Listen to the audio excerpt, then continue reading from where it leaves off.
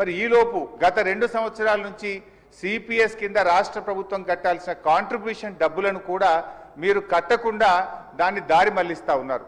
అసలు contribution కట్టలేరు, OPS తేకపోవడం వల్ల 2 లక్షల మంది సిపిఎస్ ఉద్యోగుల భవిష్యత్తు ఈరోజు ప్రశ్నార్థకంగా మారుస్తా ఉన్నారు.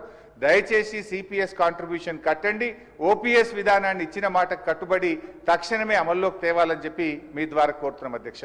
అదేవిధంగా పోలీస్ డిపార్ట్మెంట్లో కూడా అధ్యక్ష సరెండర్ లీవులు 5 సరెండర్ లీవులు పెండింగ్లో ఉన్నాయి. టీఏలు రావట్లేదు, డిఏలు రావట్లేదు, స్టేషన్ అలవెన్స్ రావట్లేదు.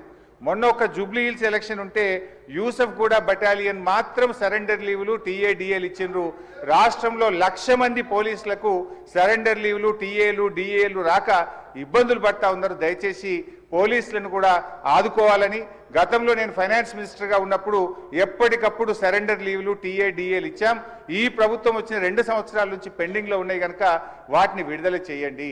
ఇలా పోలీసులు కూడా తీవ్రమైనటువంటి ఆవేదనలో ఉన్నారు. పోలీసులకు ఉండే ఆరోగ్య భద్రత స్కీమ్ కూడా బంద్ చేసిండ్రు. మీరు 1,00,000 రూపాయలకే పరిమితం చేసిండ్రు. పోలీస్ కానిస్టేబుల్ చాలా ఇబ్బంది పడతా ఉన్నారు. ఆరోగ్య భద్రతను పునరుద్ధరించండి, గతంలో మాదిరిగా కార్పొరేట్ వైద్యం పోలీసులకు అందించాలని చెప్పి కోరుతూ కాంగ్రెస్ పార్టీ ఎన్నికల మేనిఫెస్టోలో తక్షణమే మేము ఉద్యోగులకు పిఆర్సీ ఇస్తాము, పెండింగ్ డిఏలు ఇస్తాము, బకాయిలు ఇస్తాము, ఓపీఎస్ తెస్తామని మాట ఇచ్చి ఈరోజు కాంగ్రెస్ పార్టీ 2 ఏళ్లైనా అమలు చేయకుండా మోసం చేస్తా ఉంది. జరిగిన అన్యాయం ఇప్పటికే చాలా జరిగింది. తక్షణమే ఇప్పటికైనా ఉద్యోగులకు, రిటైర్డ్ ఉద్యోగులకు, పోలీసులకు ఇచ్చిన హామీకి కట్టుబడి మేలు చేయండి అని చెప్పి మీ ద్వారా ఆర్థిక మంత్రి డిప్యూటీ సీఎం గారిని నేను కోరుతా ఉన్నా అధ్యక్ష.